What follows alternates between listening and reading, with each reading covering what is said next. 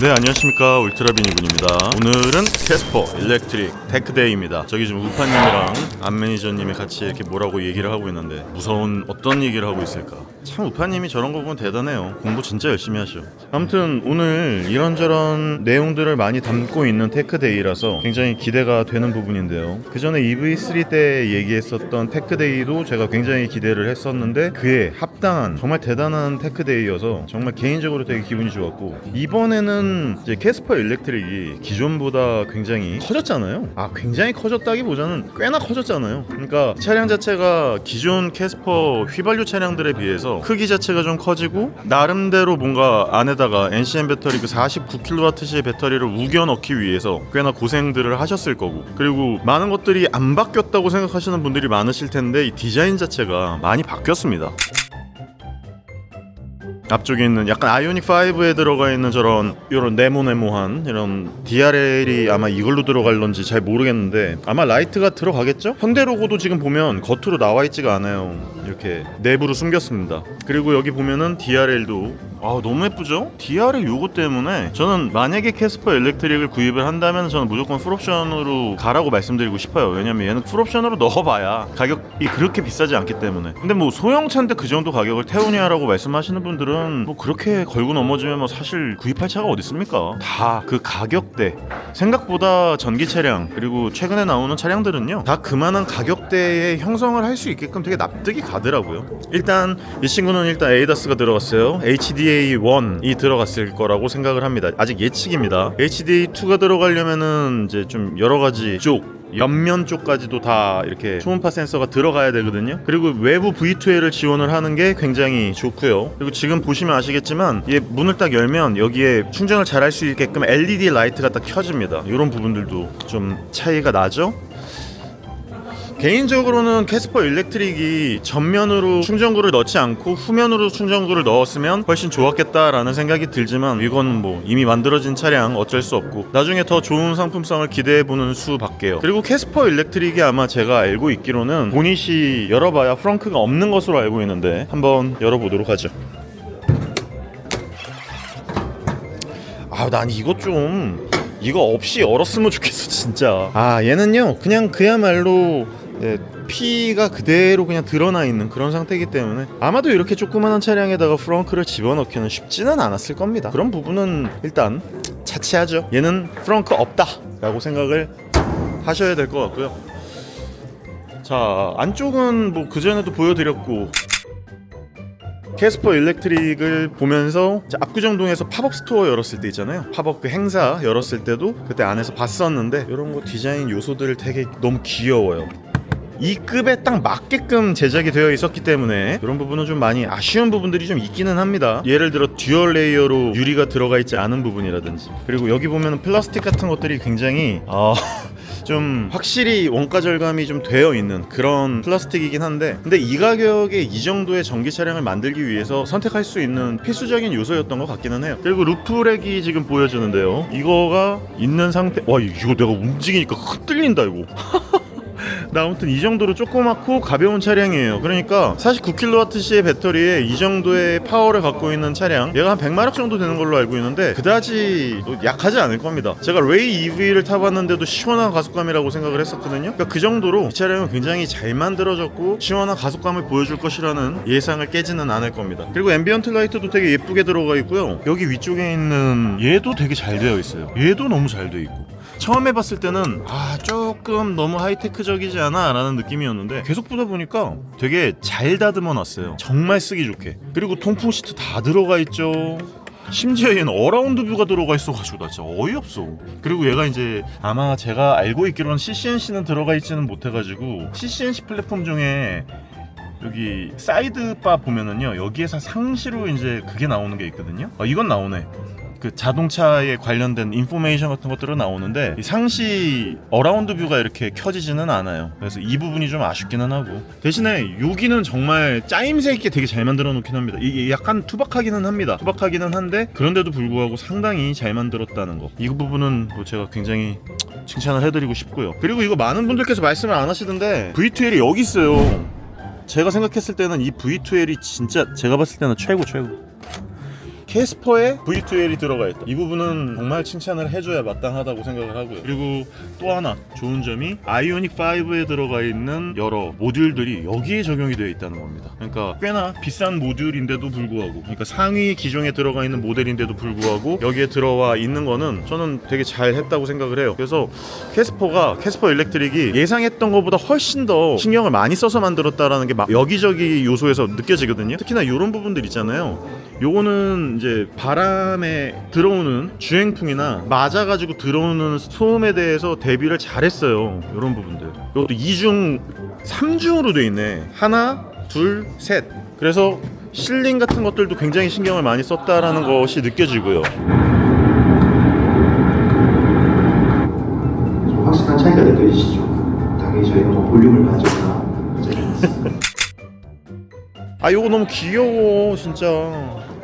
옛날에는 캐스퍼 이 로고가 아니었어요. 그냥 예전에 그 동그랗게 생긴 비스켓 같이 생긴 그 디자인이었는데 요거를 넣어서 만들어 놨고, 그리고 생각보다 뒷좌석이 굉장히 여유롭습니다. 그래서 이런 부분들 밑에 보면은 배터리가 깔려 있기 때문에 평평한 플로어가 장착이 되어 있는 게 그런 게 좀 좋은 점이기도 하고요. 아무래도 차량 자체가 워낙 작고 그러다 보니까 타이어도 그냥 작을 거예요. 205, 45, i17. 야 근데 EV3가 215인데 얘가 205야. 그러니까 저는 EV3가 조금 더 타이어 폭을 좀 더 넓혀놨어야 된다고 생각을 합니다. 여기서도 지금 3중 실링 구조죠.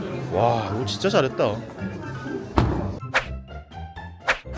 그리고 뒤쪽에 이것도 그대로 빼놓지 않고 넣어놨고요. 여기에도 도트 형식의 디자인, 여기도 도트 형식의 디자인. 캐스퍼 여기 뭐 일렉트릭이라고 따로 써져 있지는 않지만 그냥 일렉트릭이라고 누가 봐도 느껴질 정도. 그러니까 많이 커지진 않아서 진짜 이 차량을 도심주행 그냥 막 타고 돌아다니기 진짜 좋은 차량 중에 하나라고 생각을 하는데, 보통 이 정도 급의 차량이면 이제 V2L이 지원이 안 되거나 차량으로서의 약간 아쉬운 점들이 분명히 있단 말이죠. 어라운드 뷰가 없다거나. 근데 얘는 진짜 다 집어넣어놨어. 어라운드 뷰도 넣어놨지, V2L도 넣어놨지. 그러니까 전체적으로 차량의 완성도나 마감 같은 것들이 기존의 캐스퍼 휘발유를 만들었을 때와 상당히 많이 다르다는 것을 알 수 있고요.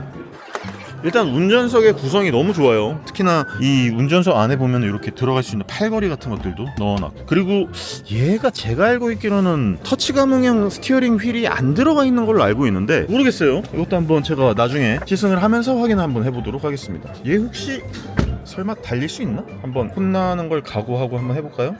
여기에 스타트 버튼이 있고요. 막아놨네. 막아놨어. 게스트 모드에서 피단으로도 전원을 불가해놨고, 예전에 한번 사고가 있었죠. 예전에 제네시스 GV70이 제대로 뭔가를 꾸며놓지 않았기 때문에 한번 혼난 적이 있어서 이런 부분 잘 해놓은 것 같습니다. 게스트 모드 같은 거. 그리고 여기에 이제 무선 충전 패드가 있는데 이런 것도 되게 좋죠. 구성이 되게 알차고 깔끔하고 되게 잘 만들어놨어요. 여기도 보면은 C거잭 있죠? USB-C 타입 있죠? A 타입 있죠? 그러니까 전부 다 충전을 할 수 있게끔 만들어 놓은 이런 지원된 요소들. 여기에 보면 LED 들어오는 거, 이런 것들도 너무 잘 만들어 놨고, 드라이브 모드가 심지어 스포트가 있어. 스노우도 있어. 스노우. 눈길 또는 미끄러운路面에 최적화된 모드라고 합니다. 그리고 얘 설마 전동식이야? 와 대박. 아니 여기에 전동식을 넣어놨어요.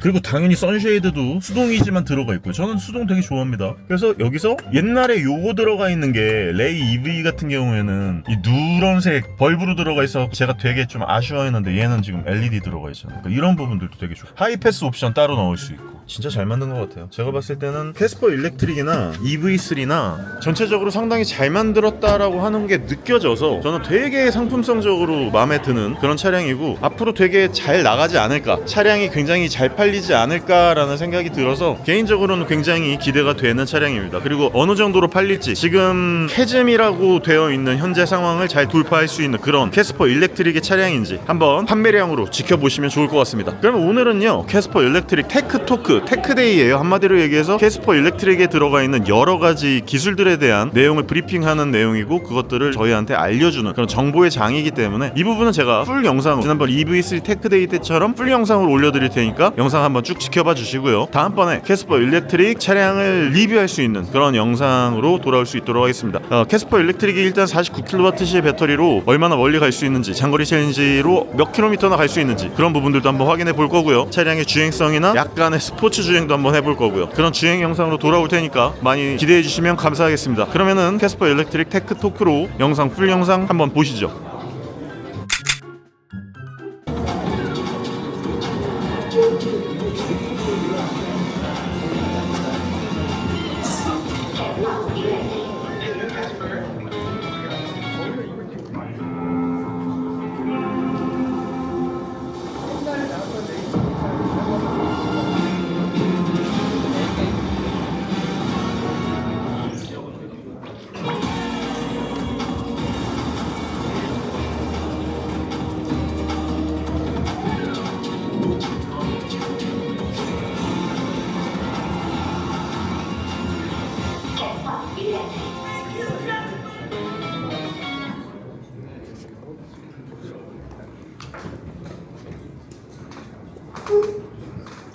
인플루언서의 관계자 여러분 안녕하십니까. 오늘 캐스퍼 일렉트릭 테크토크 진행을 맡은 현대차 국내 미디어 커뮤니케이션 팀 유대현 책임입니다.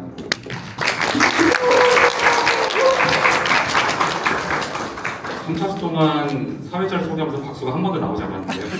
박수 주셔서 감사합니다. 바쁘신 와중에도 먼 걸음 해주신 모든 인플루언서의 관계자 여러분께 깊은 감사의 말씀드립니다. 본격적인 발표를 시작하기 전에 캐스퍼 일렉트릭 테크토크의 행사 취지와 세부 프로그램에 대해 안내드리겠습니다. 오늘 발표는 컴팩트한 차급임에도 불구하고 밀도 있게 기술을 담아낼 수 있게 한 현대자동차 그룹의 패키징 기술을 서두로 캐스퍼 일렉트릭에 적용된 라이팅 기술, 페달 오조작, 안전보조 기능, 주행의 즐거움을 책임지는 RNH, 그리고 MVH 기술들을 차례로 소개해드릴 텐데요. 특히 RNH와 MVH 기술의 경우 인플루언서 여러분들께서 직접 느껴보실 수 있도록 다가오는 20일에 시승회를 준비하고 있으니 많은 관심 부탁드리겠습니다. 그럼 지금부터 캐스퍼 일렉트릭의 주요 기술을 개발한 담당 연구 개발진이 이 자리에서 직접 개발 과정과 히스토리를 설명드리면서 캐스퍼 일렉트릭의 밀도 있는 상품성을 상세하게 소개시켜드리고자 합니다. 발표 세션 이후에는 담당 연구원님들과의 자유로운 질의응답 시간 또한 준비되어 있으니까요. 오늘 캐스퍼 일렉트릭 발표 내용 중 궁금한 내용 질문 주시면 캐스퍼 일렉트릭 개발을 담당하신 연구진들이 직접 답변드릴 수 있도록 하겠습니다. 또한 옆에 보이는 전시존에는 오늘 설명드린 기술과 관련된 실제 부품들을 마련해 두었으니 질의응답 시간 이후 자유롭게 취재하시면 되겠습니다. 그럼 이제 전기차 대중화의 마중물 역할을 담당할 캐스퍼 일렉트릭 테크토크를 본격적으로 시작하겠습니다.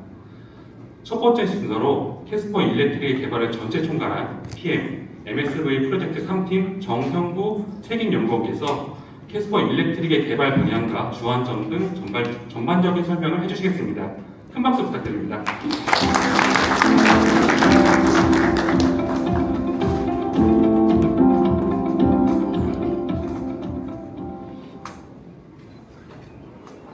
안녕하세요. 제 캐스퍼 일렉트릭 프로젝트 매니지먼트를 담당하고 있는 MSV 프로젝트 3팀 정원구 책임연구원이라고 합니다. 먼저 캐스퍼 일렉트릭에 관심을 가지고 이곳에 방문해주신 여러분께 감사 인사드립니다. 먼저 저희가 이번 캐스퍼 일렉트릭을 기획하고 개발하면서 중점적으로 담고자 했던 개발 컨셉부터 설명드리도록 하겠습니다. 현대차는 전동화 전환 전략 속에서 적절한 시장 대응을 위해서 캐스퍼 일렉트릭을 오래전부터 준비해왔습니다. 기존 캐스퍼의 아이코닉한 디자인을 해치지 않으면서 현대 EV 픽셀 패턴 디자인 기조에 맞춰서 외관 고급감을 더하고 쉽고 편안한 사용성 확보에 중점을 두고 개발을 진행했습니다. 외장의 경우 상위 차급에서 먼저 적용한 풀 LED 프로젝션 헤드램프와 새롭게 변경된 레이저 패터닝 픽셀 패턴을 통해서 고급감을 갖추면서 아이코닉한 이미지와 메탈 페인트 스키드 플레이트와 아이콘한 이미지의 메탈 페인트 스키드 플레이트와 전면 충전구, 전방 레이더를 치밀하게 패키징하여 사용 편의성을 확보할 수 있었습니다. 내장은 10.25인치 클러스터와 AVNT를 적용하면서 각종 차량 정보를 편안하게 확인할 수 있도록 구성했고 전자식 변속 레버 적용으로 운전석과 조수석 사이의 공간을 추가 확보해서 내부 공간을 더욱 여유롭게 구성했습니다. 또한 휠베이스를 180mm 연장하면서 슬라이딩과 리클라이닝이 가능한 2열 시트를 적용하여 후속 공간의 넉넉함을 극대화했습니다. 이러한 디자인 항목뿐만 아니라 상위 차급에서 선택할 수 있었던 ADAS 사양을 적용하고 현대차 그룹 최초로 페달 오조작 안전 보조 기능을 적용해 미연에 사고를 예방할 수 있도록 대비했습니다. 그리고 가정용 전원을 차량에서 사용할 수 있는 VTL 기능을 적용하고 커스터마이징 리어도어 핸들 배치 및 도어 트림 가니쉬를 탈부착이 쉬운 구조로 개선하여서 다양한 포인트 데코레이션이 가능합니다. 다음은 이번 캐스퍼 일렉트릭을 개발하면서 새롭게 적용하고 추가적으로 보완한 내용에 대해서 설명드리도록 하겠습니다. 먼저 기존 캐스퍼 고객분들이 일부 아쉬워했던 부분들을 수용하여 최대한 개선하는 방향으로 개발을 진행했습니다. 우선 3기통 4단 자동 변속기 적용으로 인한 잔진동과 변속 충격, 그리고 MPI 엔진의 경우 상대적으로 가속감이 부족한 단점을 전동화 파워트레인 적용으로 개선했습니다. 또한 캐스퍼 일렉트릭은 항속형 기준 84.5kW 출력의 P 모듈과 49kWh의 NCM 배터리를 적용해서 15인치 타이어 기준 315km의 1회 충전거리 성능을 갖췄습니다. 또한 120kW 급속 충전기를 사용하면 30분 내에 10%에서 80%까지 배터리 충전이 가능하도록 개발했습니다. 특히 차급에 비해 넉넉한 배터리 용량을 적용하여서 평소 도심 이동거리 수준 내에서는 잦은 충전이 필요 없고 근거리 교외 지역으로 캠핑, 레저 활동 등을 위한 중장거리 이동 시에도 적당한 주행 가능 거리를 확보해서 편안한 차량을 사용할 수 있도록 하였습니다. 또한 하위 트림에서 운영했던 매뉴얼 에어컨과 컴팩트 오디오로 인해서 다소 저렴해 보인다는 이미지가 있었는데요. 캐스퍼 일렉트릭은 미래지향적 이미지에 어울리도록 10.25인치 클러스터와 AVNT, 풀 오토 에어컨을 기본으로 적용했고 각종 컨트롤 로브를 블랙 하이브러시 소재로 마감하여 보호감을 높였습니다. 이외에도 전자식 변속 컬럼 적용으로 운전석과 조수석 사이의 공간을 확보함으로써 전폭으로 인한 좁은 운전석 무릎 공간 폭을 개선해서 갑갑함을 일부 해소했습니다. 또한 캐스퍼 일렉트릭은 EV에서만 경험할 수 있는 편의사양인 실내, 실외, V2L과 기존 캐스퍼 내연기관에는 적용하지 못했던 스마트폰 무선 충전 기능, EPB 적용으로 인해서 스탑앤고가 가능한 스마트 크루즈 컨트롤 기능, 길어진 후석 공간에서 슬라이딩, 리클라이닝 시트를 적용했으니 추후 시승회를 통해서 활용해 보시면 좋을 것 같습니다.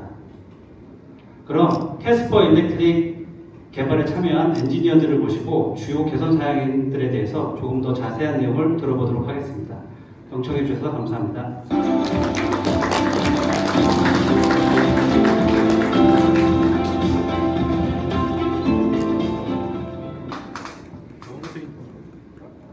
정무책임님 캐스퍼 일렉트릭에 대한 전반적인 설명 감사드립니다.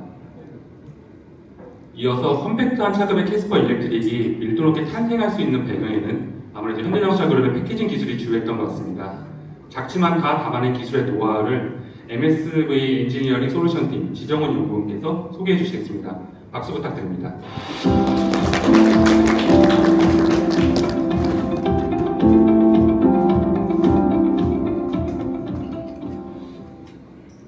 네, 안녕하세요. 캐스퍼 일렉트릭 실내 패키지 설계를 담당한 MSV 엔지니어링 솔루션 팀 지정원 연구원입니다. 제가 속한 패키지 파트는 소형 차량의 재원이나 실내 공간 같은 상품성을 확보하고 그에 맞는 솔루션을 관련 팀에게 제공하는 일을 하고 있습니다. 캐스퍼는 현대차 브랜드의 차량 중에서 가장 작은 차입니다. 캐스퍼의 패키지를 개발하는 담당자로서 주어진 공간이 많지 않은 상황에서 어떻게 하면 이 공간을 최적화해서 차량 상품성을 극대화할 수 있을까, 이런 고민을 많이 했습니다. 따라서 주어진 공간을 최대한 효율적으로 사용하는 방법을 중점적인 개발 방향으로 잡았습니다. 최근 차량들은 편의성을 개선하기 위해서 다양한 기술들을 탑재하고 있습니다. 캐스퍼 전기차도 마찬가지로 다른 큰 차들에 보호하는 기술들을 탑재했는데요. 그 기술들을 구현하기 위해서는 해당 부품이나 제어기를 차량에 넣어야 합니다. 부품이나 제어기를 차량에 투입하게 되면 공간을 차지하기 때문에 실내 공간은 손해를 볼 수밖에 없는데요. 이 상황에서 어떻게 하면 기존의 실내 공간 및 상품성을 손해보지 않으면서 이 기술을 탑재할 수 있을까라는 고민을 가지고 개발에 임했습니다. 따라서 공간을 최대화하기 위해서 부품 장착 위치를 밀리미터 단위로 검토하고 평가하며 개발했었습니다. 이러한 고민들이 기억에 많이 남아 캐스퍼에는 남다른 애착이 있습니다. 캐스퍼 일렉트릭의 경우 컴팩트한 전기차지만 높은 경쟁력을 갖추기 위해 주행거리를 300km 이상 확보하자는 최우선의 목표를 갖고 개발을 시작했습니다. 그 목표를 충족하는 배터리 용량을 탑재하기 위해 내연기관 대비 휠베이스를 180mm 늘리는 방향으로 개발을 진행했습니다. 전기차로서의 상품성 밀도가 높은 차량을 만들기 위한 결정이었습니다. 휠베이스의 증대와 함께 전장과 전폭이 각각 230mm, 15mm 늘어났습니다. 덕분에 전반적으로 실내 공간을 키울 수 있었습니다. 특히 휠베이스가 길어지면서 후속 공간을 넓힐 수 있었습니다. 다만 차체 하부에 배터리가 탑재되면서 후속 착자 시에 발이 닿는 힐 포인트가 높아졌습니다. 기존의 힙 포인트를 고수했다면 레그룸의 추가적인 확보가 어려워지는 상황에서 후속 착자 위치를 80mm 뒤로 이동시켜 캐스퍼 내연기관보다 더 큰 레그룸을 확보했습니다. 후속 착자했을 때 무릎과 시트 사이의 공간, 즉 무릎 공간을 더 확보하여 전반적인 거주성을 향상시킬 수 있었습니다. 또한 힙 포인트가 뒤로 이동한 만큼 차량을 승하차할 때 허벅지가 차체에 부딪힌다든가 쓰린다는 것을 방지하기 위해서 리어도 오프닝을 후방으로 이동하여 승하차성을 개선했습니다. 운전 공간의 경우 신기술을 적용하고 실내 공간을 증대하여 그 사용성과 거주성을 높였습니다. 우선 센터 패시아 부분에서 캐스퍼 내연기관과 가장 크게 바뀐 부분은 자동 변속 레버입니다. 자동 변속 레버가 SBW의 컬럼식 변속 레버로 대체되면서 기존의 공간을 활용할 수 있었습니다. 센터 패시아의 돌출부가 45mm 줄어 시트와 센터 패시아 사이의 공간이 넓어졌습니다. 따라서 조수석으로 승하차하는 워크스루를 더욱 편하게 할 수 있게 되었습니다. 또한 여유 공간에 스마트폰 무선 충전기 공간을 구성해 사용자 편의성을 높였고 수납함만 있던 하단 공간에 V12 기능을 탑재했습니다. 사실 V12이 탑재된 곳은 원래 오픈형 UVC 트레이 기술이 탑재된 공간이었습니다. 개발 당시 코로나 팬데믹이 한창이던 때라 위생과 살균에 효과적인 UVC 오픈 트레이를 탑재 추진을 했었는데요. 버튼을 누르면 열리는 형태의 오픈 트레이로 기획을 했었는데 개발 중 오픈 트레이가 열린 상태에서 시트랑 간섭이 나고 손공간이 나오지 않는 등의 문제가 있었습니다. 관련 팀들과 사용성 테스트를 직접 모급을 만들어서 진행하고 큰 힘을 쏟았던 기억이 있습니다만 때마침 팬데믹이 종결됨에 따라 전기차의 핵심 기술 중 하나인 V12 기능을 탑재하는 것으로 결정되었던 바 있습니다. 개발 막바지에 이뤄졌던 사용 변경이었기 때문에 상품성을 확보하기 위해 많은 노력을 들여 짧은 시간에 해당 기능을 탑재할 수 있었습니다. 또한 미들 사이즈였던 컵홀더 사이즈를 미들 라지 사이즈로 키웠습니다. 라지 사이즈 컵이라고 하시면 보통 텀블러나 테이크아웃 커피잔 사이즈로 이해하시면 되겠습니다. 컵홀더의 크기가 커진 만큼 컵 사용 시 암레스트와 걸리는 것을 방지하기 위해서 컵홀더의 위치를 전방으로 이동한 등의 운전석 공간에 최적화하는 작업을 거쳤습니다. 차체와 휠베이스가 길어진 캐스퍼 일렉트릭은 러기지 공간의 길이도 100mm가 길어졌습니다. 덕분에 내연기관 모델보다 47리터 더 많은 280리터의 적재 공간을 갖게 되었습니다. 여기에 후석 시트를 최전방으로 이동한다면 최고 351리터의 적재 공간을 갖출 수 있습니다. 또한 후석 시트는 앞으로 80mm, 뒤로 80mm 슬라이딩이 가능하게 하고 리클라이닝 기능도 갖추도록 설계해 공간 활용성과 거주성을 확보할 수 있었습니다. 여기에 트렁크 보드 적용으로 후석 시트 폴딩 시 단차를 없애 전자석 풀플랫을 실행했습니다. 이와 같은 공간적 이점을 활용해 다양한 시트 베리에이션을 구성할 수 있습니다. 예를 들어 소형 냉장고나 사다리, 서핑보드와 같이 긴 화물을 수납하는 것도 가능하고 일렬 폴딩 시에는 조수석 시트를 테이블로 활용하는 것도 가능합니다. 기존의 캐스퍼 내연기관 모델도 그랬듯이 모든 좌석을 폴딩했을 때는 차박을 즐기는 액티비티도 가능합니다. 내부 공간이 한결 넓어졌기 때문에 차박을 즐기는 시간도 한층 여유로워질 것으로 생각됩니다. 향후 기회가 되신다면 이렇게 여유로워진 내부 공간을 활용해 캠핑과 같은 다양한 액티비티에서 캐스퍼 일렉트릭이 즐긴 공간의 즐거움을 느껴보셨으면 합니다. 이상 패키지 설계 관련 발표를 마치겠습니다. 경청해주신 분들께 감사의 말씀 전합니다. 감사합니다.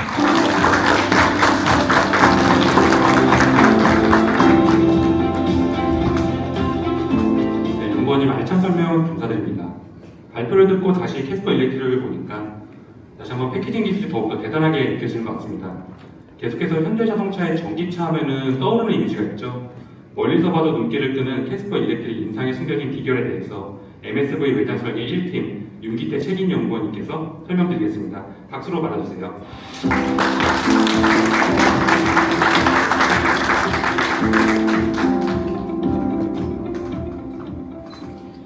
안녕하십니까. 캐스퍼 일렉트릭의 외장 라이팅 부품 개발을 담당한 MSV 외장 설계 1팀의 윤기태 책임입니다. 현대자동차의 전동화 모델은 현재 전 세계 시장에서 맹활약하고 있습니다. 글로벌 시장에서 활약하는 현대자동차 전기차 패밀리에 새롭게 합류한 캐스퍼 일렉트릭은 글로벌 스탠다드를 만족하면서 브랜드 아이덴티티를 드러내기 위하여 한층 정교한 디자인 공법을 적용하였습니다. 자동차의 라이팅은 새로운 차량을 공개할 때 많이 부각하는 포인트 중에 하나입니다. 특히 차량의 첫 인상을 결정짓는 부분이다 보니 디자이너가 최우선적인 프로파일을 설정한 후 디테일에 많은 시간을 들이는 요소이기도 합니다. 캐스퍼 일렉트릭 역시 라이팅의 현대차 전동화 디자인은 아이덴티티를 비롯하여 새로운 디자인 공법을 적용해 글로벌 시장에서 경쟁력을 높이고자 했습니다. 이전에 공개한 티저 이미지에서도 여기 보이시는 주간주행등 그리고 방향 하단 쪽에 방향시드, 상단에 이제 리어 램프를 강조해서 캐스퍼 일렉트릭의 현대차 전기차 아이덴티티를 드러내고 있습니다. 화면 속 아이오닉 5, 아이오닉 6, 그리고 코나 일렉트릭을 보시면 아시겠지만 현대차는 전기차 브랜드 구축에 픽셀이라는 공통된 컨셉트를 부여하고 있습니다. 픽셀이라는 이미지를 어떠한 형태로 디자인할지를 디자이너가 고민을 한다면 이를 어떻게 설계로 구현할지를 고민하는 부분이 저와 같은 설계자의 역할이라고 할 수 있겠습니다. 이 각 모델들은 픽셀이라는 공통된 컨셉트에서 디자인적으로는 약간의 차이를 두고는 있습니다만 시스템적인 구성은 전부 동일하게 아우터 렌즈, 베젤, 그리고 픽셀 렌즈로 이제 동일하게 이루어져 있습니다. 이번 캐스퍼 일렉트릭 같은 경우 개발 초기 단계에는 사실 화면에 보이시는 정돈된 픽셀 컨셉트가 아닌 좀 다소 다른 컨셉트로 검토가 이루어졌었습니다. 이후에 이제 디자인팀에서 몇 번의 모델 제작을 거치면서 패밀리룩 개념으로 현재 차량에 이러한 정돈된 픽셀 이미지를 부여하고 거기에 추가적으로 기존의 라이팅 램프처럼 부품 간에 이러한 구분감이 있는 것이 아닌 구분감을 없애고 조금 더 차별화된 느낌의 이미지를 가져가 보자는 그런 논의가 있었습니다. 여러 논의 끝에 최종적으로 디자인팀에서 제안한 컨셉 자체는 이제 이러한 저희 최신 스마트폰 쪽의 디스플레이와 같은 매끈한 형태의 컨셉과 누가 봐도 현대차의 전기차임을 알 수 있는 픽셀 이미지 컨셉트를 함께 적용하자 했습니다. 처음에는 이제 내장 쪽에 이미 내장 콘솔 쪽에 적용하고 있는 CID, 이제 센터 인포메이션 디스플레이 쪽에 필름을 씌우는 그러한 공법들을 검토를 했었는데요. 검토 당시에는 사실 이게 외장 부품이다 보니까 외장 부품에 적용하는 요구 성능을 만족하기가 어려웠었고 외장의 그런 부품 조립 구조 차이로 그 당시에는 당장 조금 적용이 어렵다라고 결론을 내렸었습니다. 이후에 그래서 디자인 쪽에서 원하는 걸 구현하기 위해 여러 방법, 방안을 검토를 했었고 최종적으로 현재의 레이저 패터닝 공법을 적용하기로 결정을 했었습니다. 레이저 패터닝도 사실 없던 기술은 아니고요. 여러 분야에서 이미 다양하게 활용이 되고 있는 기술입니다. 일반적으로 이제 쉽게 접하실 수 있는 게 이제 물체에 각인을 새길 때 사용하는 기술을 떠올리시면 될 텐데요. 쉽게 말해서 표면을 태워가지고 이미지를 새기는 방식이라고 그렇게 이해를 하시면 되겠습니다. 만들어지는 과정을 캐스퍼 일렉트릭 기준으로 구조적으로 간단하게 설명을 드리자면은 먼저 이러한 렌즈를 산출을 하고 난 다음에 하단 쪽 보시면은 이제 밖에서 보이는 이러한 블랙 컬러 도장 그리고 아무래도 빛이 나오는 부품이다 보니 도료 사이로 새어 나오는 이러한 빛을 막기 위한 차폐 도장을 이중으로 렌즈 안쪽에 적용을 하게 됩니다. 그리고 레이저를 여기에 있는 레이저 보드를 보시겠지만 레이저를 조사를 해서 원하는 이미지를 도료에서 방리시키는 것으로 캐스퍼 일렉트릭의 이러한 라이팅 픽셀 이미지가 구현이 된다라고 보시면 되겠습니다. 잠시 이제 레이저 패터닝 시연 영상을 보시겠습니다. 모업 제품 테스트할 때 촬영한 영상이라서 다소 조금 차이는 있을 수 있겠는데요. 상단에 이제 레이저 패터닝 하는 납품기가 있고요. 측면 쪽에는 패터닝 이후에 이물질을 날리기 위한 블로우가 구성이 되어 있습니다. 영상 쪽에서 이제 리어램프 전체를 조금 나타내지 못하고 센터 중앙부 쪽에 현대 엠블럼을 마크 영상을 만들어주는 정도로 그렇게 조금 이해를 해주시면 되겠습니다.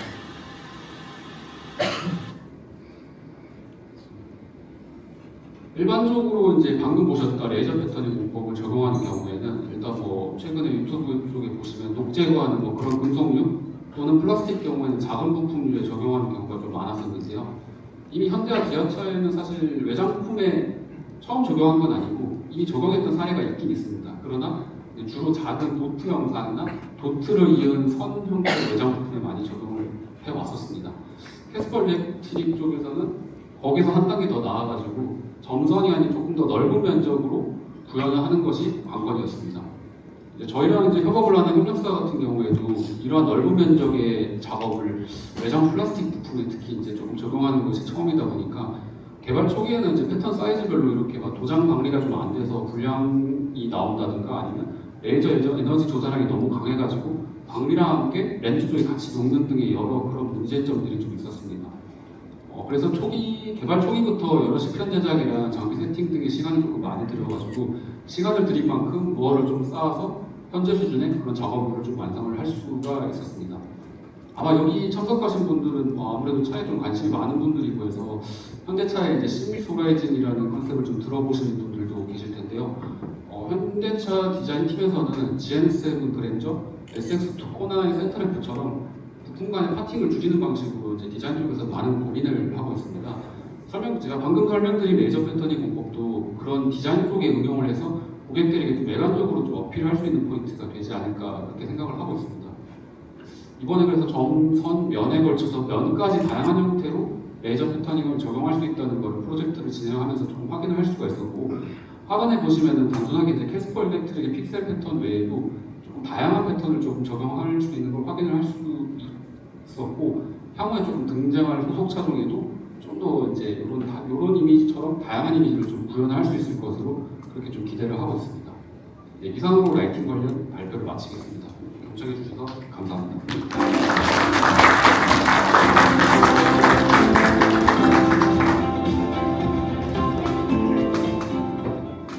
네, 라이팅 관련된 기술을 들으니까 앞으로 나올 이제 현대자동차의 전기차 디자인까지 또 좀 더 기대가 되게 만드는 것 같습니다. 이번 캐스퍼 일렉트릭에서는 운전 초심자나 고령 운전자들을 돕는 안전기능도 적용됐다고 하는데요. 발표에 앞서서 먼저 준비된 영상을 보시겠습니다.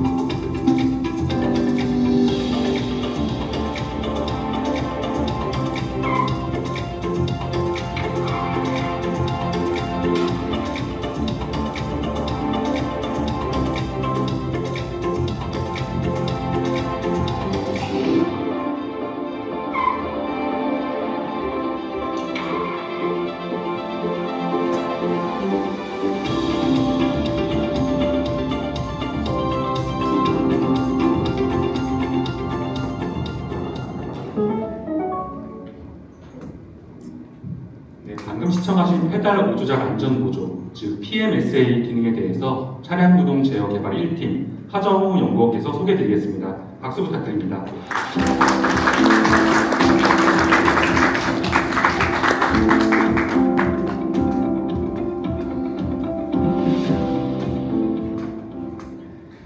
안녕하십니까. 캐스퍼 일렉트릭의 페달 오조작 안전보조 기술 개발을 담당한 차량 구동 제어 개발 1팀의 하정우 연구원입니다. 이렇게 만나 뵙게 돼서 정말 반갑습니다.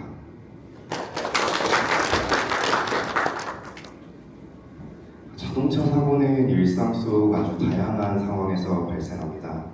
그리고 이 차이나의 순간에 이루어지는 운전자의 판단은 사고를 막기도 혹은 사고로 이어지기도 합니다. 그러나 반응 속도가 다소 느린 고령 운전자나 아직 운전에 미숙한 초보 운전자분들의 경우에는 이런 순간에 훌륭하게 대응하기란 쉬운 일이 아닙니다. 그래서 저희는 이 차이나의 순간에 도움을 드릴 수 있는 특별한 안전 기술을 개발했습니다. 많은 분들이 아시다시피 대한민국은 이제 완연한 고령화 시대에 접어들고 있습니다. 고령 운전자 수 증가와 이에 따른 사고율 역시 매해 증가하고 있는 추세인데요. 저희는 안전에 대한 대책을 찾던 중 한국보다 더 일찍 고령화 시대에 접어든 일본에서 아이디어를 얻게 되었습니다. 2007년부터 초고령화 시대에 접어든 일본은 고령 운전자에 대한 페달 오조작 사고를 예방하고자 PMPD 인정제도라는 것을 만들어 시장에 운영 중에 있습니다. 저희는 이 일본의 사례처럼 고령 운전자를 비롯해 운전에 미숙한 초보 운전자분들도 함께 보호할 수 있는 페달 오조작 안전보조, 줄여서 PMSA 기술을 개발하게 되었습니다. 캐스퍼 일렉트릭에 적용된 이 PMSA 기능은 차량이 정차 또는 정차 후 천천히 출발하는 상황에서 전후방 1m 이내에 장애물이 있음에도 불구하고 운전자가 가속 페달을 아주 강하게 조작했을 때 차량 스스로 이를 페달 오조작으로 판단하고 토크 및 제동 제어를 통해 충돌을 방지하는 기능입니다. 아마도 이 PMSA 기능과 기존 자율주행 기능 중 하나인 주차 중 충돌 방지 기능에 대해서 좀 차이점이 궁금하신 분들이 계실 것 같은데요. 핵심만 간단하게 설명드리자면 가속 페달을 일정 속도 이상으로 강하게 밟았을 경우에 오조작으로 판단했을 때만 동작하는 기능이 이 PMSA 기능이라고 보시면 되겠습니다. 이 기능은 다가오는 물체를 감지하는 기능이 아니라 물체가 감지된 상태에서 급출발을 방지하는 기능이며 따라서 주행 중에는 동작하지 않습니다. 의도치 않은 급가속을 막는 기술이다라고 한간의 이야기가 많지만 사실 정차 중 페달 오조작에 대한 급가속을 막는 제한적인 상황에서의 급가속을 방지하는 그런 기술인 것이죠. 앞서도 설명드렸지만 이 기능은 차량이 정차 중인 상태에서 물체가 1m 이내에 있을 때 가속 페달을 아주 급하게 밟아서 급출발을 했을 때 작동하는 기능입니다. 물체가 1m 이내에 가까이 있음에도 불구하고 가속 페달을 아주 강하게 밟는다는 것은 운전자의 가속 의지가 아니었다. 즉, 페달 오조작으로 판단해서 동작하는 것이죠. 이 기능은 가속 페달의 입력값이 평지 기준 0.25초 이내에 가속 페달을 최대로 밟은 상태, 즉 100%까지 밟았을 때 동작하며 수치는 도로의 경사 정도에 따라서 조금씩 달라집니다. 숫자로 표현돼서 감을 잡기 쉽지 않으시겠지만 생각보다 아주 강하게 밟아야 한다는 점 강조드립니다. 슬라이드 마지막 장표에서도 한 번 더 소개드릴 텐데요. 페달 오조작 상황을 가정하는 영상을 제가 하나 담아놨는데 아주 강하게 밟아야 동작하는 것을 다시 확인하실 수 있을 겁니다. 이 기능을 직접 개발한 연구원으로서 말씀드리기는 상당히 아쉬운 부분이지만 페달 오조작 기능은 정말 위험한 상황에서만 동작하는 기능이기 때문에 캐스퍼 일렉트릭을 주행하시면서 절대 만나지 말아야 할 기능입니다. PMSA의 작동 프로세스는 자료의 아키텍처를 보시면 아시겠지만 먼저 차량이 기본으로 적용된 초음파 센서에서 차량 제어기인 VCU의 장애물 위치 정보가 전달됩니다. VCU는 이 신호를 통해 장애물의 상태를 판단하고 거리에 따라 1차로 구동력 제어, 장애물과의 거리가 더 가까워질 경우 2차로 제동 제어에 진입합니다. 각 과정별로 조금 더 자세하게 설명을 드리자면 장애물의 위치 정보에 따라서 자율주차 제어기에서 초음파 신호를 총 3단계로 BCU에 송출하게 됩니다. 자율주차 기능이 없는 스탠다드 모델의 경우에는 바디 제어기가 이 역할을 대신해 줍니다. 전기차의 구동 제어기인 BCU는 장애물의 위치, 그리고 차량의 속도, 현재 차량의 기어단, 도로의 경사 정보 등 여러 조건을 판단한 후에 제어 준비 상태에 진입합니다. 이 상태에서 가속 페달을 최대로 밟는 100%까지의 도달 시간이 0.25초 이내라면 PMSA 기능이 동작한다고 보시면 되겠습니다. PMSA 기능이 동작하면 가장 먼저 토크가 제한됩니다. 운전자가 가속 페달을 최대로 밟은 상태지만 차량 스스로 페달을 밟지 않은 상태로 인식 및 제어함으로써 구동력이 0에 가까워지는 것이죠. 그럼에도 불구하고 차량이 장애물과 더 가까워지게 된다면 바로 제동 제어 단계로 들어갑니다. 참고로 이 제동 유압은 별도의 해제 조작이 없을 경우에 최대 5분까지 유지하도록 설정했습니다. 이 토크 제한과 제동 상황은 물론 운전자에게 클러스터를 통해서 전달됩니다. 브레이크를 밟으라는 팝업 창이 띄워지고 경보음도 함께 울려 운전자에게 경각심을 주도록 설정했습니다. 기능이 한번 동작한 이후에는 브레이크를 밟아서 기능을 해제할 수 있고, 기능이 한번 해제되면 해당 장애물에 대해서는 기능이 재작동하지 않도록 설정했습니다. 차량 속도가 일정 수준 이상으로 올라가야지만 PMSA 기능이 재활성화되도록 했는데요. 이것은 장애물이 있어도 운전자가 의도를 가지고 가속 페달을 조작할 수 있는 상황에 대한 조치라고 봐주시면 되겠습니다. PMSA 평가 영상을 한번 보시겠습니다. 장애물이 있는 상태에서 운전자는 가속 페달을 아주 강하게 밟습니다. 처음에는 구동력이 제한되고 거리가 가까워지면서 제동까지 하는 모습을 보실 수 있는데요. 토크 제한으로 인해 속도가 한 차례 늦춰진 상태이기 때문에 제동으로 인한 충격은 그렇게 크지 않습니다. 같은 상황에서의 페달 조작입니다. 운전자는 브레이크 페달을 밟아야 하는 상황에서 브레이크 페달을 밟는 세기로 엑셀 페달을 강하게 밟습니다. 페달 오조작 기능이 동작하기 위해서는 페달 입력이 이렇게 오조작이 되어야 된다는 것을 보여드리기 위한 영상이고요. 최근 고령화 사회에 진입하는 국가들이 늘어나면서 고령층 운전자를 위한 안전 기능의 법제화가 주목받고 있습니다. 특히 국제적으로 정차 중 페달 오조작에 대한 안전 기능의 법규화가 가장 주목받고 있는데요. 대표적으로는 내년 2025년 6월에 발효될 예정인 유엔 산하의 유럽 경제위원회 UNECE라는 기관에서 주관하는 ACP라는 규정이 있습니다. 저희 현대자동차는 ACP 법규 발표 시점에 맞춰 업그레이드된 PMSA 2.0 기능을 대응할 예정입니다. 현대차는 지속적으로 기능이 업그레이드된 페달 오조작 안전 기술을 개발하여 안전에 대해서 선제적인 대응을 할 예정이고, 고령 운전자, 나아가 운전이 미숙한 운전자분들도 안심하고 주행할 수 있는 환경을 조성하고자 노력하겠습니다. 지금까지 PMSA에 대한 기능 소개였습니다. 경청해주신 모든 분들께 감사드립니다.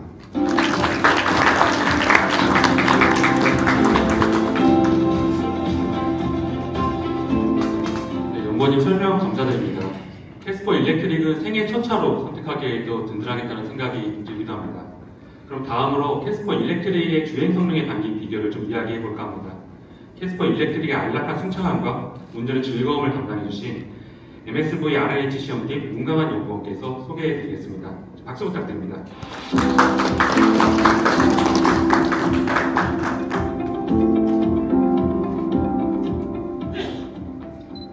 네, 안녕하세요. 캐스퍼 일렉트릭의 RH, 즉 승차감과 핸들링 성능 개발을 담당한 MSV RH 시험팀 문강한 연구원입니다. 내연기관은 파워트레인의 소음과 진동으로 차량의 진동이 어느 정도 가려집니다. 하지만 EV는 엔진과 같은 파워트레인이 없기 때문에 작은 진동도 소비자들이 쉽게 느끼고 불편함을 표할 수 있죠. 캐스퍼 일렉트릭은 이러한 파생 EV의 한계를 극복하기 위해서 많은 노력을 기울였습니다.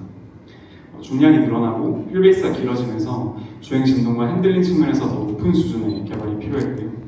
이에 따라 저희는 평가 조향 시스템의 개선으로 EV가 짓는 정숙성과 승차감 측면의 강점을 강화하고 기민한 반응, 펀드드라이브 컨셉을 잃지 않기 위해서 R&D 성능을 최적화하는 방향으로 개발 진행을 했습니다. 이런 컨셉을 위해서 어떤 아이템들이 적용되어 있는지 설명드리겠습니다. 캐스퍼 일렉트릭은 주행 중에 발생하는 진동을 최소화하기 위해 하이드로 부싱을 모터 마운트에 적용했습니다. 모터 마운트 부싱이란 모터와 차체를 연결하는 체결 부위에 충격을 흡수하는 부분인데요. 일반적으로 고무 소재로 되어 있어서 충격을 흡수하는데 부싱이 너무 단단하면 전하되는 충격이 강해지고 너무 무르다면 충격은 적더라도 진동과 여진이 심해지게 됩니다. 하지만 캐스퍼 일렉트릭의 이 하이드로 부싱 모터 마운트는 하이드로, 즉 유체 챔버를 사용해서 외부의 충격을 적절하게 흡수하면서 모터의 진동도 줄일 수 있습니다. 이 하이드로 부싱의 적용으로 캐스퍼 일렉트릭은 차량의 전체적인 주행 진동을 저감시키고 EV 사용자들이 민감하게 느낄 수 있는 스티어링 휠의 진동도 크게 줄였습니다. 아래 각 마운트의 진동 그래프를 보시겠습니다. 왼쪽은 차량의 플로어, 오른쪽은 스티어링 휠 기준으로 측정된 진동 그래프입니다. 파란색이 기존 회색이 하이드로 마운트로 표시되어 있습니다. 그래프를 보시면 특정 영역대에서 진동들이 드라마틱하게 저감된 효과를 확인하실 수 있습니다. 캐스퍼 일렉트릭은 휠베이스의 진대로 얻은 안정적인 거동과 이런 하이드로 모터 마운트 부싱을 통한 진동의 저감으로 동급 경량차에서는 찾아볼 수 없는 부드러운 주행감을 구현할 수 있었습니다. 사실 이 하이드로 모터 마운트라는 아이템은 동급 모델에는 없는 사양이기 때문에 중량과 원가가 높아지는 문제로 적용에 어려움들이 좀 있었는데요. 이를 해결하기 위해서 여기서 본사, 구매, PM, 여러 시험팀들이 수차례 블라인드 합동평가를 진행했고 누구나 쉽게 이 아이템을 통해서 승차감 개선 효과를 느낄 수 있었습니다. 최종적으로 이 부품에 대한 공감도 형성을 통해서 양산에 적용할 수 있었습니다. 또 캐스퍼 일렉트릭에서는 승차감 성능 개선을 위해서 서스펜션 측면에서 충격을 흡수하는 가장 중요한 부품인 쇼크옵쇼커 사양을 업그레이드했습니다. 기존 동급 모델에서 주로 사용되어 온 밸브에서 전 우림 모두 한 단계 높은 튜닝 자유도를 가진 어드밴스드 밸브로 변경했습니다. 그림에서 보시다시피 업그레이드된 어드밴스드 밸브는 더 많은 충격을 흡수할 수 있는 오리피스와 디스크로 이루어져 있습니다. 아래 그래프는 동일路面에서 쇼크의 충격력을 나타내고 하늘색 높은 선은 기존 밸브, 남색은 어드밴스드 밸브입니다.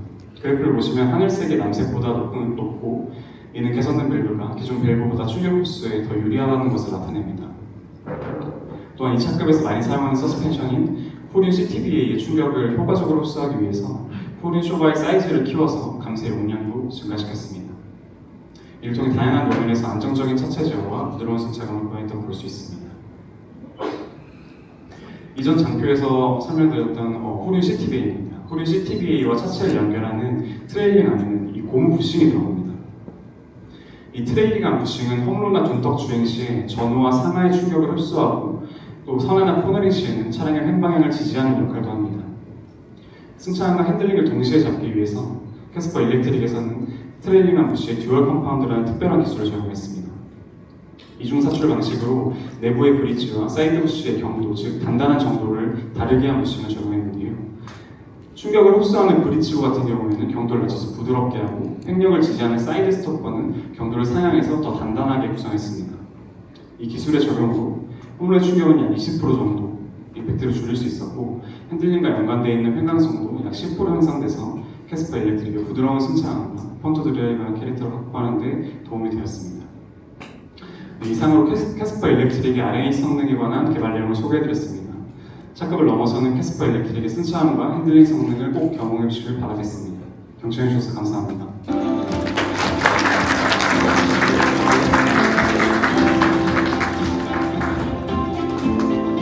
네, 또 역시나 컴팩트한 차급이라고 해서 만만히 볼 수 없는 게 캐스퍼 일렉트릭인 것 같습니다. 이 캐스퍼 일렉트릭은 이제 또 어디 하나 빠진 데가 없는 것 같습니다.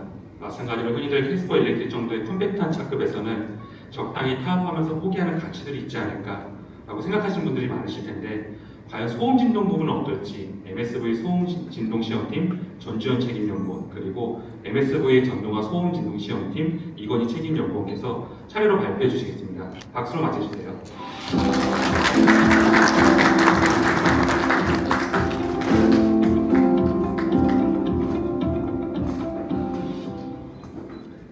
네, 안녕하세요. 캐스퍼 일렉트릭 MVH 성능 개발을 담당한 MSB 소음진동시험팀 전주현 책임입니다.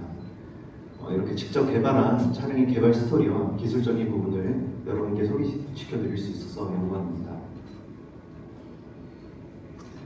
최근 현대차의 전기차는 뛰어난 상품성으로 글로벌 전기차 시장에서 널리 인정받고 있습니다. 따라서 이 새로운 현대차 브랜드 전기차에 대한 소비자의 기대도 높을 수밖에 없습니다. 이 캐스퍼 일렉트릭은 이러한 기대에 걸맞은 MVH 성능 확보를 위해서 굉장히 많은 노력을 들인 모델입니다. MVH 엔지니어 입장에서 전기차의 MVH 개발에 어려운 점을 좀 꼽아보자면 그간 엔진 소음이나 진동에 가려져서 상대적으로 둔감할 수 있는 로드 노이즈, 그리고 윈드 노이즈, 주행 진동 등이 좀 더 잘 느껴지는 조건이 되었다는 점입니다. 이런 전기차 특성을 고려해서 캐스퍼 일렉트릭에서는 정수성을 한 단계 업그레이드하고자 했습니다. 먼저 로드 노이즈 개선에 대한 말씀을 드리겠습니다. 이 로드 노이즈는 크게 차체 구조의 경로를 통해 에너지가 전달되는 저주파 로드 노이즈와 공기 중의 경로를 통해 전달되는 고주파 로드 노이즈로 나눌 수가 있습니다. 이 저주파 로드 노이즈는 노면의 요철로 인한 인격 하중이 타이어, 서스펜션, 차체 순으로 전달되는 과정에서 이 차체를 구성하는 패널 등에서 방사된 소음이 승객에게 전달되는 메커니즘을 가집니다. 이 캐스퍼 일렉트릭은 기존 내연기관 모델들이 잘 아시는 것처럼 전장이 늘어났습니다.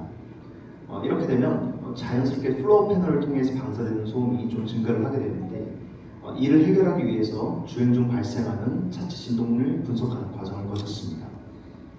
이 영상에서 보시는 것처럼 차체의 진동을 시각적으로 확인을 하고 분석을 할 수가 있습니다. 여기서 분석한 취약부를 중심으로 이 재질계의 위치와 면적을 최적화해서 저주파 로드 노이즈 성능을 확보를 했습니다.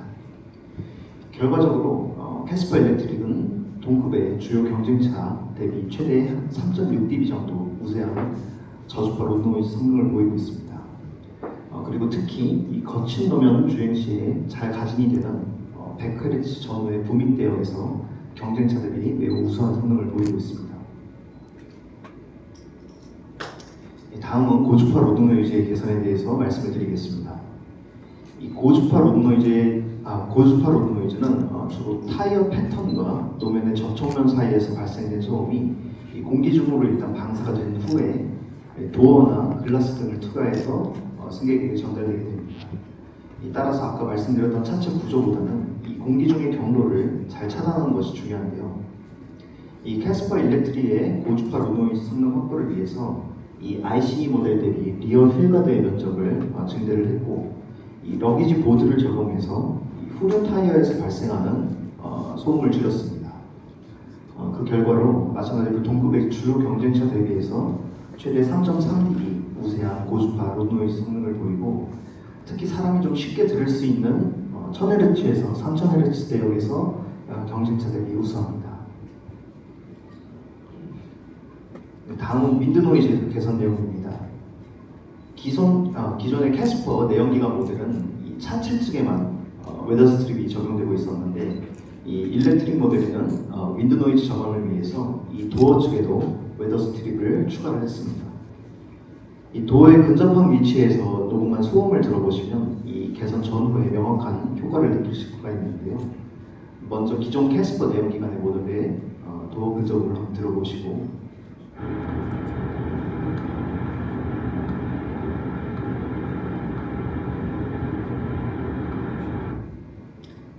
캐스퍼 일렉트릭의 근접을 들어보시겠습니다. 좀 확실한 차이가 느껴지시죠? 당연히 저희가 뭐 볼륨을 맞추거나 하지 않습니다. 이렇게 웨더 스트립을 추가하게 되면 바람 소리 저감에는 분명한 이점이 있지만 이 해당 부품은 MVH 성능뿐만 아니라 수밀이라든지 아니면 도어 닫힘 성능에도 영향을 미치게 됩니다. 그래서 이러한 성능을 모두 충족시키기 위해서 웨더 스트립 단면에 최적화 과정이 필요했습니다. 그런데 이 과정에서 굉장히 많이 좀 시행착오를 겪었는데요. 이 관련 성능을 다루는 부문들과 굉장히 많은 협동평가 그리고 반복적인 풍동 시험을 거치는 노력 끝에 이 최적의 도어 웨더 스트립 단면을 개발을 할 수 있었습니다. 그 이중 실링 웨더 스트립 효과에 더불어서 윈드 노이즈의 실내 유입을 좀 추가적으로 개선하기 위해서 이 전속 도어 글라스의 두께를 0.3T를 증대시켰고 차량 전면에 스트림 라인을 좀 잘 형성시키기 위해서 이 풀 언더 커버와 이 스트립 헤드램프들 추가적으로 적용해서 풍자로를 좀 개선했습니다. 마지막으로 이제 진동 개선 부분에 대해서 말씀을 드리겠습니다. 이 앞서서 이제 RH 팀에서도 소개를 해주셨는데요. 저희는 MVH 측면에서 좀 강점을 가지도록 추가적으로 개선을 한 내용입니다. 이 전기차는 내연기관이라는 큰 진동원이 삭제된 것은 사실이나 이 승기에 느끼는 혹은 기대하는 차량 진동에 대한 민감도가 함께 올라가게 됩니다. 이 배터리 냉각을 위해서 구동되는 팬의 진동이나 아니면 고속주행 시의 스티어링 휠 진동이 좀 대표적인 사례라고 말씀드릴 수 있습니다. 따라서 이 캐스퍼 일렉트릭에서는 스티어링 휠 시스템이 체결되는 이 차체 쪽을 보강을 하고 이 스티어링 휠 내부의 댐퍼를 EV 주행 조건에 맞게끔 재튜닝해서 진동 강건성을 추가적으로 확보를 했습니다. 이 우측의 그리프는 시속 60km에서 150km까지 주행 조건에서 계측된 진동 컬러맵이라는 데이터인데요. 이 색이 노랗게 밝을수록 진동의 세기가 좀 강하다고 생각을 하시면 됩니다. 이렇게 여러 주파수 범위에서 초기 대비해서 많은 개선이 이루어진 것을 확인하실 수 있습니다. 네, 이상으로 이 전반적인 차량 주행 조건에서의 캐스퍼 일렉트릭 MVH 성능에 대해서 소개를 드렸습니다. 이 MVH는 승객이 운전하는 동안 느끼는 차량의 이미지 그리고 혹은 주행 중에 피로감과 매우 밀접하게 관련된 성능이라고 생각을 합니다. 캐스퍼 일렉트릭은 동급 경쟁차 대비해서 우수한 MVH 성능을 갖추기 위해서 노력을 많이 기울였고 여러분께 그 내용에 대해서 이렇게 소개시켜드릴 수 있어서 보람을 느낍니다. 다음으로 이 P 시스템의 MVH에 대해서 전동화 소음 진동 시험팀에서 이어서 소개를 드리겠습니다. 경청해 주셔서 감사합니다.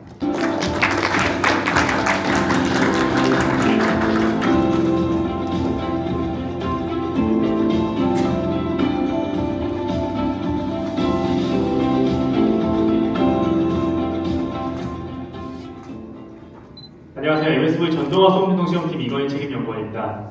저희 팀은 전기차의 감사합니다. 저희 팀은 전기차의 심장이라고 할 수 있는 모터 감속기 시스템, 통칭 P 시스템의 소음 진동 상품성 개선을 연구하는 업무를 담당하고 있습니다. 일반적으로 고객들은 내연기관 차량 대비 전기차가 높은 정숙성을 가지고 있기를 기대합니다. 저희 MSV 전동화 소음 진동 시험팀에서도 훌륭한 동력 성능과 주행거리를 갖춘 캐스퍼 일렉트릭의 상품성에 발맞춰 P 시스템이 발생시키는 소음을 억제하여 고객들에게 뛰어난 상품성을 제공하기 위해 여러 기술을 적용했습니다.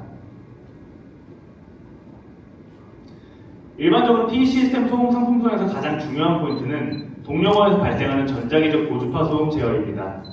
전자기적 고주파 소음은 윙거리거나 삐 하는 소리처럼 날카로운 바람소리 또는 이명소리와 비슷하며 일부 고객은 굉장히 예민하게 반응할 수 있는 불쾌한 소음입니다. 또한 주행 중 발생하는 다양한 소리로 인해 크게 인지가 되지 않더라도 장시간 청시 시에 큰 피로감을 유발하는 주된 소음 중 하나입니다. 이러한 문제점 개선을 위해 주요한 아이템 2개를 적용했으며 결과적으로 캐스퍼 일렉트릭은 동급 경쟁 모델 대비 T 시스템의 고주파 소음을 큰 폭으로 억제할 수 있었습니다. 첫 번째로 고주파 소음을 억제하기 위한 모터 구조의 최적화 방안에 대해 설명드리겠습니다. 모터는 전류가 흐르는 권선으로 구성된 고정자, 영구 자석이 적층된 회전자로 구성되어 있습니다. 권선과 영구 자석으로 이루어진 동기화 모터는 구조적인 한계 때문에 불균일한 출력 특성이 발생할 수밖에 없습니다. 현재 업계에서는 많은 개선을 통해 동력 전달 차원의 문제는 대부분 해결하였지만 미세한 출력 불균일 문제로 인해 발생하는 고주파 소음은 아직 큰 숙제로 남아 있습니다. 캐스퍼 일렉트릭 개발 단계에서도 해당 현상을 개선하기 위해 회전자를 구성하는 영구 자석의 적층 최적화를 진행하였습니다. 기존 EV의 경우 영구 자석의 극을 한 방향으로만 조금씩 뒤틀어 적층하는 방식을 썼지만 캐스퍼 일렉트릭은 해석과 시험을 기반으로 한 최적화를 거쳐 V자 모양의 적층을 구성했습니다. 더 나아가 고른 토크 밀도를 만들기 위해 4단에서 6단으로 회전자를 적층했습니다. 결과적으로 좀 더 부드럽고 안정적인 토크 전달뿐만 아니라 주행 중 차량 안에서 발생하는 고주파 소음 또한 크게 개선할 수 있었습니다. 두 번째로 고주파 소음을 효과적으로 억제하기 위한 흡차함제 적용에 대해 말씀드리겠습니다. 우선 P 시스템에 흡차함제를 적용할 때에는 소음 억제뿐만 아니라 냉각 성능도 고려해야 하는 이중 과제가 있습니다. 이론상 흡차함제 적용은 소음 억제 측면에서 많으면 많을수록 효과적이지만 냉각 효율과는 반비례하는 관계에 있습니다. 냉각 성능 저하 시 동력 성능에 큰 영향을 미치는 만큼 반드시 고려해야 될 요소 중 하나입니다. 흡차 함재를 효과적으로 적용하기 위해 방향별 방사소음 분석을 진행하여 최적화된 위치를 선정하였고, 보시는 것처럼 P의 일부만 감쌌음에도 전체를 감싸는 것과 비슷한 수준의 흡차함 효과를 낼 수 있었습니다. 게다가 이러한 구성은 중량도 저감할 수 있어 다방면에서 유리한 효과를 거둘 수 있었습니다. 차량 흡차함재 측면에서도 설명드리겠습니다. 일반적으로 차량 흡차함재의 경우 PEC 시스템 고주파뿐만 아니라 다양한 소음을 저감하기 위해 적용됩니다. 저희는 PEC 시스템 고주파 개선에 초점을 맞춘 만큼 고주파의 차량 실내 유입 경로에 대한 영향도를 분석하였고, 후드 양끝 카울탑 쪽에 흡차함재를 적용해 고주파 소음을 효과적으로 억제할 수 있었습니다. 말씀드린 것처럼 모터의 구조 개선과 함께 흡차함재를 두루 적용해 고주파 소음을 개선했습니다. 여기에 감속기 개선과 모터의 제어 로직 등을 개선하는 과정을 거쳐 종합적인 소음 상품성을 개선할 수 있었습니다.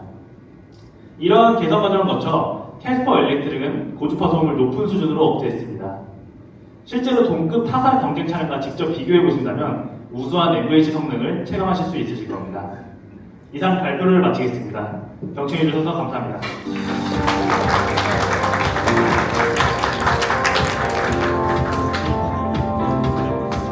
네, 요번님 설명 감사드립니다. 설명들을 듣다 보니까 이런 컴팩트한 차량을 개발하는 게 어떻게 보면 생각보다는 큰 도전일 수 있다는 생각이 계속 들게 됩니다. 여기까지 준비된 내용을 모두 소개드렸습니다. 긴 시간 경청해주신 인플루언서 여러분께 진심으로 감사드리고요. 캐스퍼 일렉트릭 개발만큼이나 열정적인 발표를 진행해주신 담당 연구 개발진분들께 다시 한번 큰 박수를 부탁드리겠습니다. 이어서 Q&A 세션을 진행할 예정입니다. 답변을 도와주실 연구실 분들께서 자리하실 때까지 잠시만 기다려주시면 감사하겠습니다.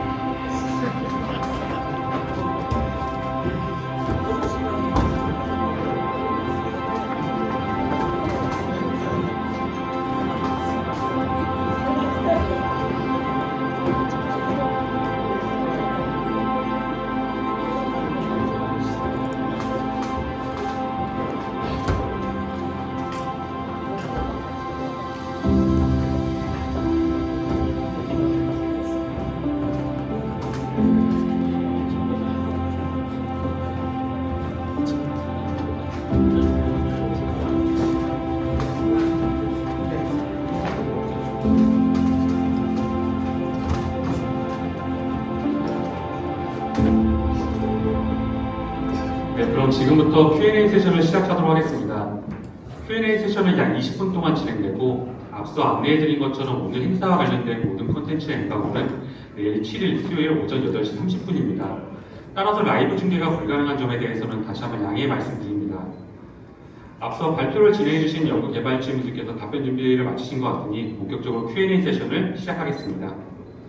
오늘 행사 및 발표 내용과 관련한 궁금한 점 위주로 질문을 부탁드리고요. 한 가지 주제보다는 다양한 주제에 대해서 질문이 나오게 되면은 저희가 좀 더 폭넓고 밀도 있는 Q&A 시간을 가질 수 있을 것 같습니다. 이 점 감안해서 질의를 부탁드리고요. 손을 들어주시면 마이크를 전달드리겠습니다.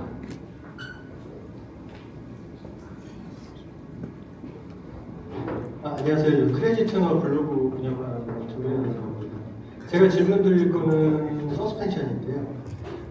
기본적으로 서스펜션은 스프링이 차를 먼저 잘 받쳐줘야 그 다음에 댐퍼가 이제 그 스프링의 움직임을 억제하는 감쇄력을 발휘하도록 되어 있잖아요.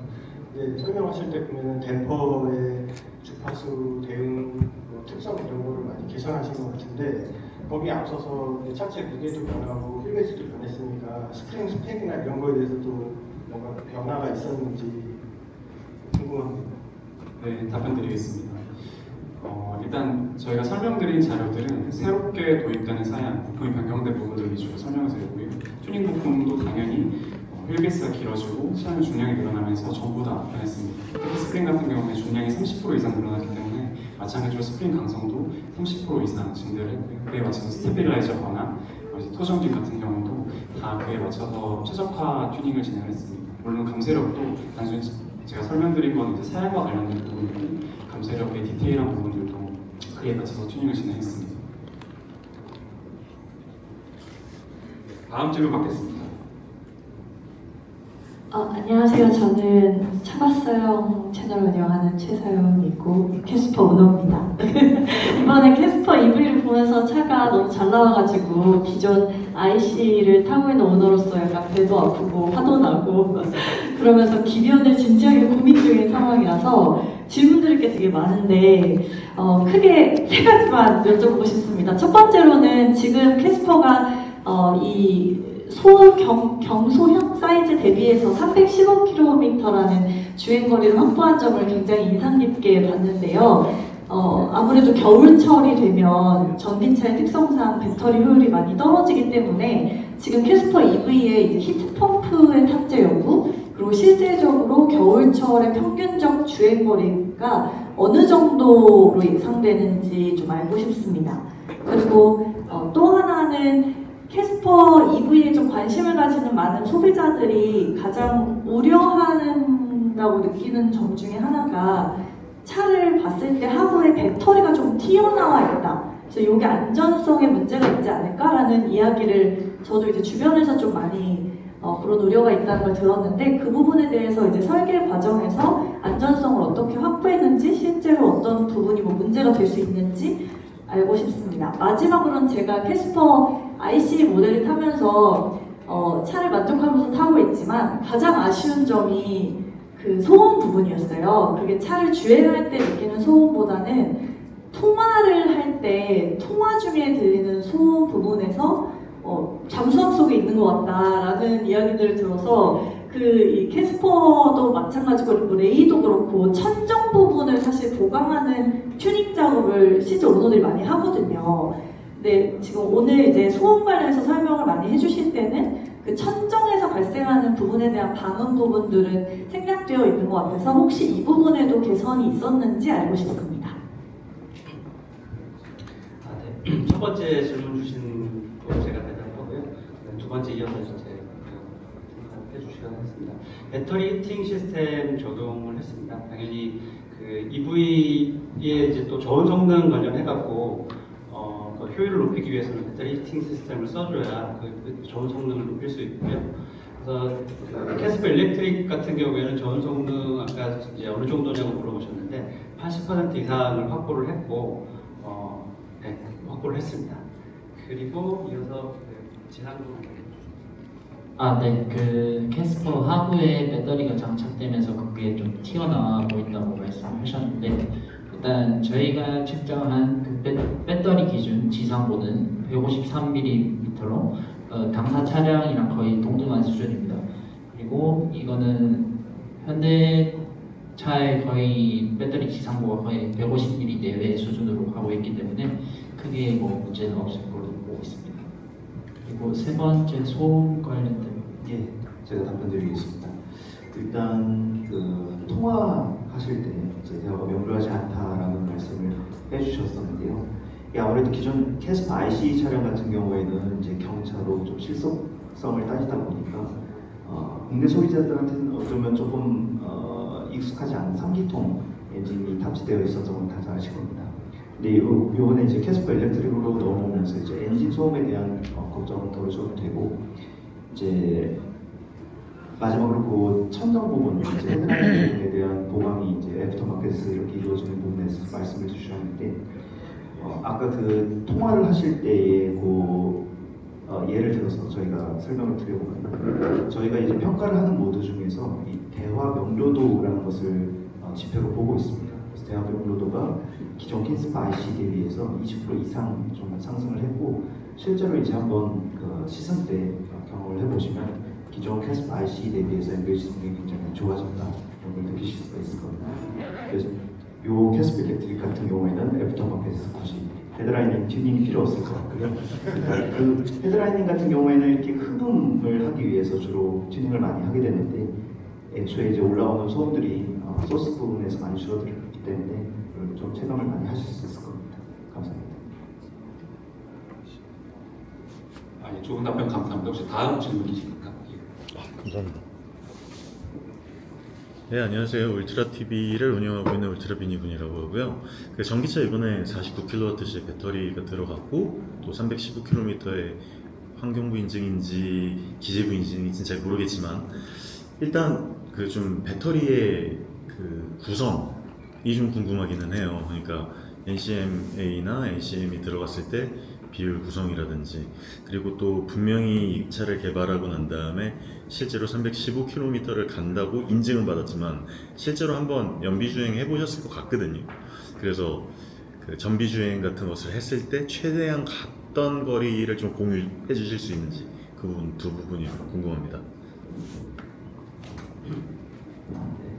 일단 배터리 구성은 그 이제 배터리 셀 같은 경우에는 인도네시아에 있는 저희 현대차랑 LG 엔솔이랑 합작한 조인트 벤처 회사에서 셀을 공급받아서 한국에서 배터리 모듈과 그다음에 팩을 카펫 밸류라는 회사에서 조립을 합니다.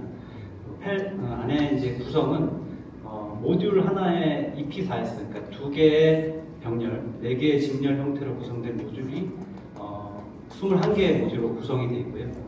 그런 식으로 배터리 팩이 구성이 되어 있어서 49kWh의 용량으로 315km의 AR을 확보할 수 있었고, 이제 저희가 인증받을 때는 315km지만 그게 이제 주행 모드, 인증 모드에 따라서 나온 산출된 값이고, 그 모드가 이제 글로벌로 또 하기 때문에 글로벌 WLTP 모드, 유럽 모드나 이런 것도 또 해보면은 그런 수치들은 370km까지도 나오고, 모드에 따라서 주행 모드 환경을 어떻게 세팅하느냐에 따라서 막 얘기하신 것처럼 좀 더 나올 수도 있고 그렇습니다. 한국이 제일 가혹한 조건이라고 보시면 됩니다. 답변 되셨나요? 그 비율이 좀 궁금하긴 하거든요. 그게 좀 공유가 힘드신지.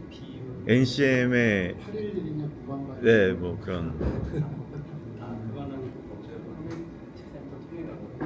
그 점에 대해서는 저희 팀에서 따로 요구서하고 공유한 다음에 추후에 좀 답변 드릴 수 있도록 하겠습니다. 알겠습니다. 감사합니다. 네, 안녕하세요. 저는 카티라고 김태현이라고 합니다. 이번에 좀 많이 궁금했던 게 페달 조작 안전 보조였는데, 이 기능 같은 경우에는 물론 캐스퍼도 굉장히 중요하겠지만 지금 많이 보고 있는 이 급발진처럼 우기는 페달 조작이 아이오닉 5라든지 이런 택시에서 많이 보는 것 같거든요. 그래서 추후에 OTA로 뭐 다른 차종에도 적용이 될 수 있는 건지 이 부분이 좀 궁금합니다. 네, 연구소에서도 기존의 양산 차량들에 대해서 개발된 PMSA 기능을 적용할 수 있는지에 대해서 검토 중에 있고요. 만약에 차종이 결정된다면 말씀하신 것처럼 OTA 업데이트를 통해서 적용을 하는 것 또한 검토하고 있습니다. 다만 아직 검토 단계라 적용 차종이 확정되지 않았다는 점 같이 보내드립니다. 혹시 다음 질문 있습니까? 네, 그 페달 오조작 관련해서 추가로 질문을 드리고 싶은 게 있는데, 그 작동 조건에 대해서 사실 100%로 엑셀을 전개했을 때라고 설명을 주셨는데, 그 미만에서도 사실 뭐 페달, 브레이크 페달도 그렇고 엑셀 페달도 그렇고 사실 100%를 일반인이 조작을 하는 게 쉽지 않다라고 생각을 해서, 사실 그 미만의 단계에서도, 그러니까 비중에서도 작동을 하는 거를 고려를 하셨는지 좀 궁금하더라고요. 예를 들어 80%에서도 작동을 하게끔 할 수 있었을 것 같은데 딱 100%로 산정하신 그게 약간 좀 궁금했습니다. 네. 일단 PMSA 기능의 작동 기준을 100%로 엑셀 페달 100%로 잡은 데 대해서는 두 가지 배경이 있는데요. 첫 번째 배경은 운전자가 엑셀 페달을 100%로 발권한 이후의 상황을 고려해서입니다. 운전자가 엑셀 페달을 100%로 밟았을 상황은 무조건 엑셀 페달을 브레이크 페달로 오인하고 밟는 케이스로 저희는 판단했습니다. 그래서 그 이후 상황에 대해서 보장이 안 되기 때문에 엑셀 페달을 100%로 밟았을 때는 우리는 페달 오조작으로 판단하겠다라고 개발을 진행을 했고요. 두 번째 배경은 UNEC라는 기관에서 배포하는 ACP라는 법규입니다. 이 법규에서도 엑셀 페달의 기준을 정했는데요. 정한 법규에서도 정한 배경에는 수많은 사고 데이터들, EDR 데이터들을 보고 법규에서도 기준을 정했고 그 법규에서는 엑셀 페달 풀스트로크 상황을 아주 짧은 시간 안에 밟았을 때 보수작으로 인정해야 한다라고 규정하고 있습니다. 이런 이유로 100%로 정하게 됐습니다. 네. 다시 보겠습니다. 김동규라고 합니다. PMS 관련해서 궁금한 게 있는데요. 발표 말씀 주신 중에 이제 2.0도 준비하고 있다 말씀하셨는데 혹시 공유 가능한 선에서 2.0에는 어떤 쪽까지 들어가는지가 궁금하고요. 그리고 물론 VDC를 이제 껐을 때 이 PMSA는 작동 안 하는지가 이제 궁금합니다. 그리고 또 이제 그 패키징 관련해서 궁금한 것이 밀리미터 단위까지 이제 하셨다고 말씀 주셨는데 좀 가장 힘들었던 그 밀리미터 단위까지 싸워야 했던 부분이 어떤 게 있는지 하나 좀 짚어주시면 좋을 것 같습니다. 마지막으로 해외에서 지금 이제 캐스퍼 일렉트릭이 인스터라는 이름으로 나가는데 오늘 답변을 받으실 수 있을지 모르겠으나 캐스퍼라는 이름이 참 귀엽고 너무 좋은데 왜 인스터라고 불리는지 모르겠다 하는 좀 이야기를 들었습니다. 이거에 관해서 좀 이야기를 들으시는 게 있다면 답변 궁금합니다. 감사합니다. 네, PMSA 기능 질문 주신 것부터 설명을 드리겠습니다. 먼저 PMSA 2.0 기능에는 감지거리를 조금 더 늘려서 장애물을 더 먼저 인식하고 차량을 좀 더 안정적으로 정차하는 기능으로 개발할 계획이 있습니다. 그리고 VDC 기능이라고 하셨나요? 네, VDC를 끄면 이제 네, ESC, VDC. 네. 그 샤시 컨트롤 기능을 끄더라도 PMSA 기능은 동작을 하고요. 다만 초음파 센서가 고장난 상황에서는 PMSA 기능이 동작할 수 없습니다. 사용자가 USM 메뉴를 통해서 AVNT 안에 있는 메뉴를 통해서 이 기능은 껐다 켰다 할 수 있는데요. 기본적으로 시동을 걸었을 때 기능은 ON 되어 있는 상태입니다. 안전 기능이기 때문에 그렇게 설정했습니다.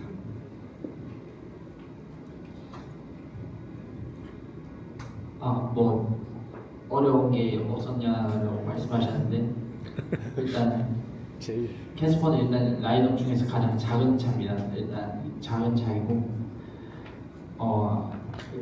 저희가 일단 내장 패키지 부분도 하지만은 엔진룸 쪽 패키지도 담당을 하는데 그 다 아시다시피 그 와이어링이라든지 제어기 간의 그 충분한 갭이 확보가 돼야 됩니다. 일단 뭐 그 과정에서 와이어링을 조금씩 튼다던가 아니면은 뭐 브라켓을 조금씩 각도를 틀고 뭐 그 브라켓을 조금씩 깎는다던가 이런 것들이 뭐 자잘자잘하게 있고요.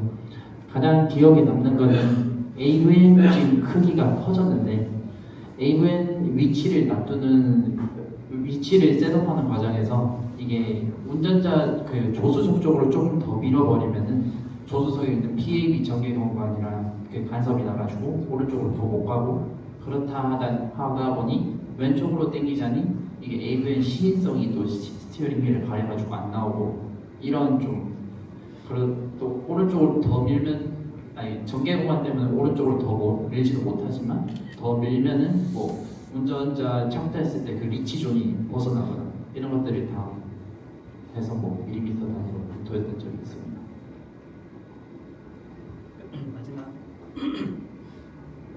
마지막 질문 주신 그 수출 리스터로 나간 그 배경은 캐스퍼라는 이름이 이제 귀엽고 좋은데 그 독일어로 캐스쿠라는 그게 바보라는 뜻이라고 하더라고요. 부정적 이미지가 있고 그다음에 캐스퍼가 이미 상표 등록이 돼 있어갖고 두 가지를 다 고려했을 때 새로운 이름으로 나가는 게 맞겠다 이렇게 해서 리스트로 결정했습니다. 독일 분들은 바로 알더라고요. 네네 캐스쿠라고 그랬어요. 알겠습니다. 이제 시간 관계상 질문 2개만 더 받고 Q&A 세션 좀 마무리 해보려고 하는데요. 혹시 추가적인 질문 있으신 분 있습니까?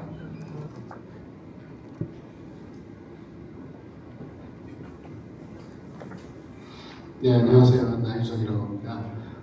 일단 그 파워 일렉트릭 관련해 가지고서 좀 질문을 드리고 싶은데요. 제가 알고 있기로는 이게 복원의 IDM을 사용을 하시는 제품으로 알고 있는데 그럼에도 불구하고 이 모터에 대해서 우리가 이렇게 커스터마이징을 할 수 있는 부분이 우리의 자유도가 어느 정도까지이고 혹시 이게 모건한테 오히려 역수출할 수 있는 부분이 또 기술적인 사항이 개발된 건 아닌가 하는 생각이 하나 있고요. 그리고 또 한 가지는 지금 캐스퍼 전기차가 나오는데 지금 회생제동에 대한 이야기가 지금 별로 설명이 없었어요. 그래서 회생제동 시나리오는 어떻게 제공이 되고 있는지, 그리고 이 P가 회생제동을 동력에 비해서 몇 % 정도까지 회수할 수 있는지, 그리고 우리가 보통 얘기하는 게 회생제동만으로도 마이너스 가속도를 얼마까지 이끌어낼 수 있다, 이런 것들 얘기 많이 하잖아요. 혹시 이런 거에 대한 정보를 주실 수 있는지 궁금합니다. 네, 먼저 그 첫 번째 질문에 대한 답 드리겠습니다. 말씀 주신 것처럼 그 지금 캐스퍼 일렉트릭 같은 경우에는 보건원에서 IDM을 납품받아서 운영을 하고 있고요. 지금 6단 스택을 진행한 것이 저희가 이렇게 가야만 MVC가 좋아진다고 해가지고 제시를 해서 보건에 알려줘서 한 건 아니고, 보건하고 저희가 이제 긴밀하게 협력을 하면서 어느 방향으로 봤을 때 그 고주파 소음을 효과적으로 억제할 수 있는지에 대한 논의나 시험을 많이 같이 진행을 했고요. 그래서 이제 보건 쪽이랑 저희 쪽이랑 같이 생각해낸 아이디어라고 생각을 하시면 될 것 같고, 그리고 역수출에 대한 염려가 있을 수 있는데, 저희가 어쨌든 간에 그 보건어로부터 저희가 제시한 스펙이나 그런 것들을 만족하는 아이디어를 보건에서 납품받는 것이기 때문에 저희는 저희가 필요한 부품을 구매한 거라고 보시면 될 것 같습니다. 그 두 번째 질문 주신 그 회생제동 관련해서는 일단 최근에 런칭했던 EV3와 거의 동등한 수준인데, 내비게이션 기능 연동해서 하는 그 스마트 회생제동 기능은 없고, 그 외에는 거의 동등 수준이라고 보시면 되고요.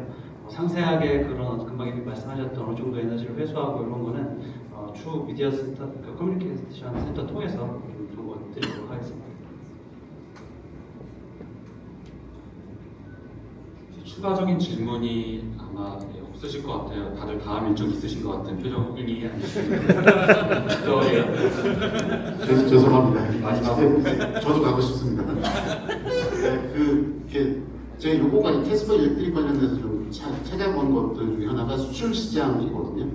사실은 해외에서 요만한 급의 차 중에서 판매량이라든가, 그러니까 가격이라든가 주행 가는 거리라든가 그런 거에서 사실은 만만한 차가 없다고 봐도 지금 가언이 아닌데, 피아트 오레기라든가 이런 것들하고 물가도 아니고, 그런 면에서 얘를 개발하면서 이제 수출 시장 쪽을 생각을 해서 뭐 특화를 한다거나, 혹은 그쪽을 해서 좀 차별화를 줘서 만든 기능들이 있다거나,